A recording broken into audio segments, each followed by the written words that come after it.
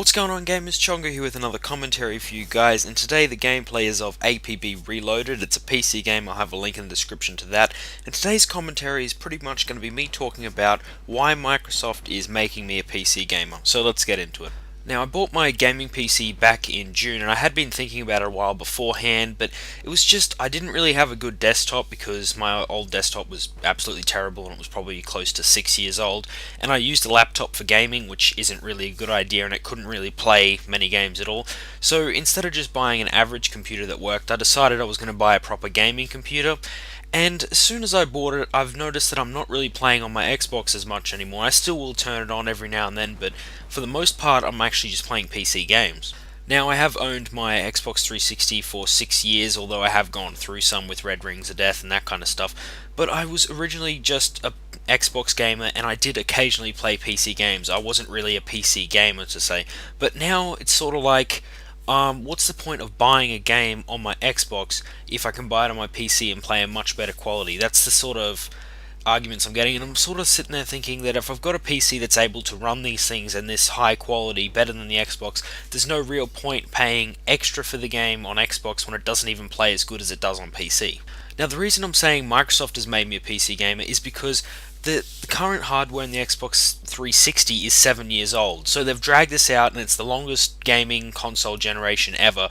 So some of us, like, once you've got a gaming PC, or if you choose you're getting a bit bored with your Xbox 360 and have bought a gaming PC recently or whatnot, when the Xbox 720 is announced and all the specs are released, it may only be the equivalent of your gaming PC. So some people may think, what's the point of buying this when your PC can already play the games that are supposedly going to be next gen? So the only way I can sort of see the Xbox 720 really selling well is if they go ahead and make the specs really good. Like, they need to make the hardware and the graphics cards awesome enough so that people who currently do have gaming PCs still actually feel like buying it.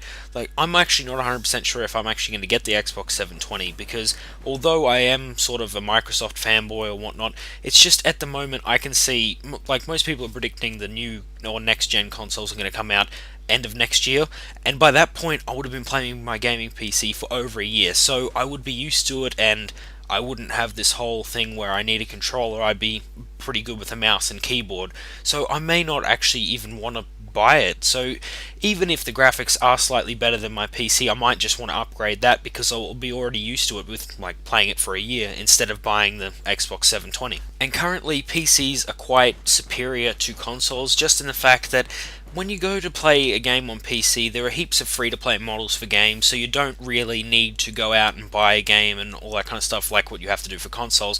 And also, the ability for people to create mods and all that kind of stuff, and stuff that will never ever hit consoles. So unless Microsoft decides to implement some of this stuff in their next-gen console, I can see that there's still going to be lots of people that are just going to rather a PC than a new Xbox if they've already moved over. But I can still see the point, obviously, if people don't have $1,000 or whatnot to make a decent gaming PC, it would obviously be better for them to buy a console just for gaming. But yeah, as it seems currently, PCs, in my opinion, seem superior to consoles just because of stuff like mods and free-to-play games and all that kind of stuff.